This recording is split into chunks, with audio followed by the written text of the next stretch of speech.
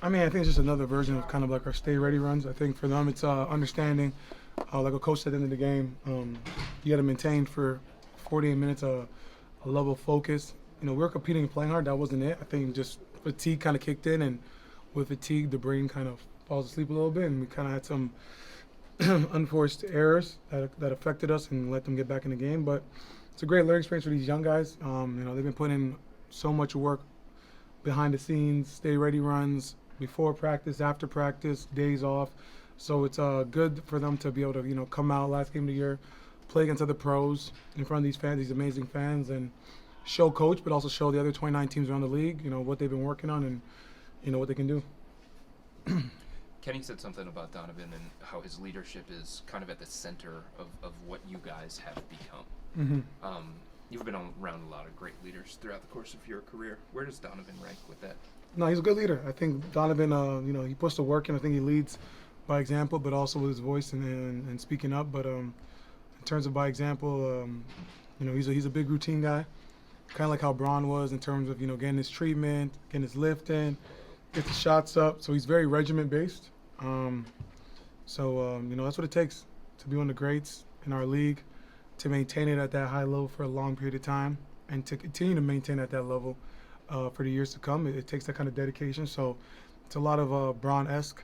But I remember Don, I remember before Murph, he had, Dave Alexander, and he had a couple other guys that, CP, Braun, myself, D. Wade would use in Miami.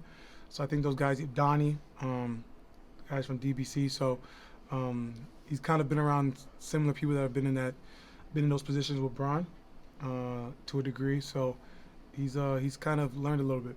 With the regular season over and the playoffs just about here, what lets you know that this group is ready? I mean, health is number one. Everyone's available. Everyone's healthy. That's number one. Number two, just how we played that next game, down 20, come back and winning.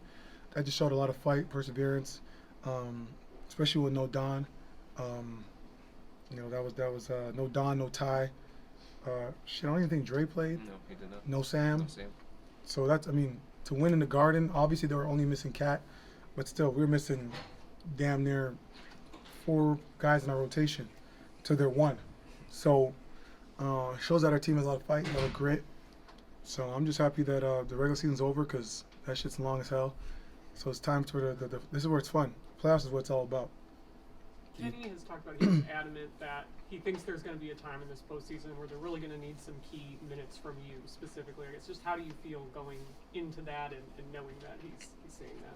Yeah, I mean, in the playoffs, you never know when your number's going to be called. Guys might get in foul trouble, matchups where they might need, some extra physicality out there. You just got to always be ready, but that's why games like tonight or this afternoon are good. Stay ready runs is good, just to stay fresh and kind of keep that knife sharp, because you never know when your number's going to be called, whether it's myself, CP, Jalen, Wu. You just never know when your number's going to be called. So for us, it's to just stay sharp, because when our number's called, we got to be ready to play and contribute. Tristan, you talked a little bit about this season being long. Do you feel like the regular season should be shorter than 82 games? No, because shorter means they can pay us less, so no. It's just long. I mean, it's a lot of games, but I mean, it is what it is. It's part of the league. I think it's the season went by a little quicker because when you're on the road, days are more faster and everything's more condensed. So it is what it is. 82 games. I don't mind 82. Preseason, we got to figure that out. But that's behind us now. Year 14 over. On to the playoffs now. Speaking of comparison, when you look to the 2016 championship team, you guys obviously had a mindset throughout that entire season and then going into the playoffs. Do you feel like this team has that same mindset and capability of winning a championship? I mean, it's 2 totally different teams. I think this team is much more younger and hungry and just youth, right? The 2016 team, we had some youth with myself, Kyrie, Shump, but the other guys are all in their 30s, right? So it's 2 totally different teams. But with this team, we got so much talent, we got so much depth that these guys are hungry. Obviously, not having Jay, the last 7 games, the last 2 with Orlando and the 5 with the Magic, Don being out those games, and then DG, being motivated. It's a totally different team. So, but we're hungry. Guys are motivated to make a real run. I don't like to put pressure, but I mean we're the #1 team in the East, so expectations are high. We got to make a deep run, and it's kind of no excuse, right? So, How do you approach not knowing your round 1 opponent till Friday? I mean, fuck, it doesn't even matter to me. I mean, it's the first round. I mean, no disrespect to those teams, but we're supposed to win that series. So it don't matter if it's, Orlando, Atlanta, Miami, Chicago. I mean, we don't give a shit. Every game is going to be different. Every team is different. Orlando, obviously, last year, Game 7. I think they're going to be a 7 seed anyway. So, me, I think it's either Atlanta, Miami, or Chicago. So, Atlanta and Chicago, they play fast. So for us, it'd be more communications, getting back on defense, talking, limiting all their threes. And then Miami, Spoelstra, that program, that franchise, Pat Riley, all the way down to the ball boy. They're locked in, dialed in. So whoever it is, it's about us, not about them. End of the day, we hold the crown, so we got to take care of business.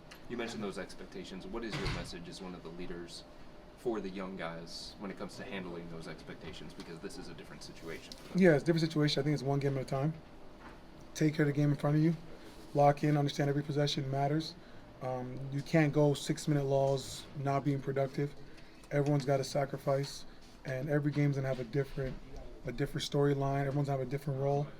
One game you might be the scorer, next game you might be the facilitator, next game you might just be defending and rebounding. Whatever it may be, you got to buy in, right? Because at the end of the day, it's not about the stats are out the window, the All-Stars, All-NBA, none of that shit counts.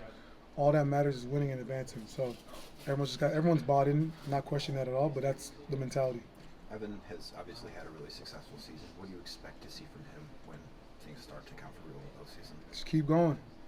I mean, listen, it's a lot of pressure and a lot on his shoulder, him and DG's shoulder. Them two, exactly, them two are going to either be great. Not good, great. Good is we're going to be in a long series. Great. Get guys out the way early. So that's got to be the mentality.